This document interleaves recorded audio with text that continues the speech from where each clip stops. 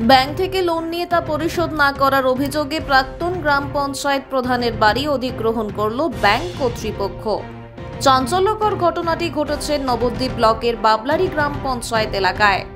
জানা যায় 2020 সালের আগস্ট মাসে 3 তারিখে পঞ্চায়েত প্রধান থাকাকালীন কমল দেবনাথ নবদ্বীপ কোঅপারেটিভ ব্যাংক থেকে নিত্যানন্দ টেক্সটাইলের নামে 22 লক্ষ টাকা ঋণ নেন, কিন্তু লোনের কিস্তি সঠিক সময় ব্যাংকে পরিশোধ করতেন না কমল বাবু। ব্যাংকের পক্ষ থেকে একাধিকবার তাকে সতর্ক করা সত্ত্বেও ঋণ পরিশোধ করার বিষয়ে তিনি প্রথম থেকেই উদাসীন মনোভাব পোষণ করেন বলে অভিযোগ ব্যাংক কর্তৃপক্ষের। বর্তমানে তার লোনের পরিমাণ দাঁড়িয়েছে 32 লক্ষ টাকা। মূলত সেই কারণে আজ নবদ্বীপ থানার পুলিশের উপস্থিতিতে ব্যাংকের পক্ষ থেকে বাবলারি গ্রাম পঞ্চায়েতের অন্তর্গত তার বসত বাড়িটি অধিগ্রহণ করা হয়। যদিও অধিগ্রহণের সময় তাকে বাড়িতে পাওয়া যায়নি। বর্তমানে বাড়িতে থাকেন কমল দেবনাথের স্ত্রী ও তার অন্যান্য পরিবারের সদস্যরা। বর্তমানে কমলবাবু কর্মসূত্রে বাইরে থাকেন বলে দাবি পরিবারের। বাড়িটি অধিগ্রহণের পর নিয়ম মেনে তার নিলাম করা হবে বলে জানিয়েছেন ব্যাংক কর্তৃপক্ষ।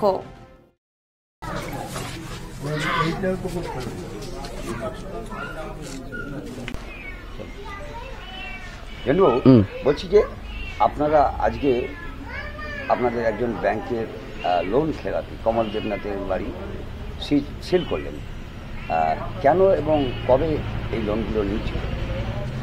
3/8/2020 সালে 3/8/2020 সালে 22 লক্ষ টাকা লোন নিয়েছিল নিত্যানন্দ টেক্সটাইলের নামে।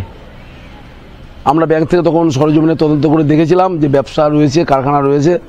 22 লাখ টাকা লোন দেওয়ার পরে তিনি কিস্তি খেলাপি হয়, ঠিক মতন টাকা দিতেন না।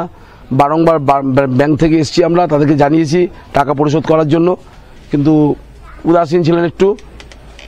একটা নির্দিষ্ট সময় পরে তো আমাদের ওটা দিতে হয় সার্ভিসিতে, তাই আমরা সার্ভিসিতে তার নামটা পাঠিয়েছিলাম। সার্ভিসি অ্যাক্ট অনুযায়ী তার বাড়িটা আজকে নিলাম করা হচ্ছে। এটা শেষ মানে হাতে থাকে ডিএম এর হাতে, ডিএম সাহেব সই করেছেন এবং তার নির্দেশ বলে আমাদের আজকে এই সম্পত্তিটাকে অধিগ্রহণ করছি ব্যাংকের পক্ষ থেকে। এখন প্রায় তার লোনের পরিমাণ প্রায় 32 লক্ষ টাকা ইন্টারেস্ট সহ। তাকে পাওয়া গেছে না, তাকে পাওয়া যায়নি। তার পরিবারে তার স্ত্রী বা অন্যান্যরা আছে, তাকে পায়নি। সে নাকি মানে জানতে পারলাম যে কর্মসূত্রে নাকি বাইরে আছে। আমরা এখন এই বাড়িটাকে মানে পুরো লক করে সিল করে দিয়ে যাব এবং ব্যাংক থেকে সরকারি নিয়ম অনুযায়ী, নির্দিষ্ট নিয়ম অনুযায়ী আমরা এই বাড়িটাকে আমরা নিলাম করব।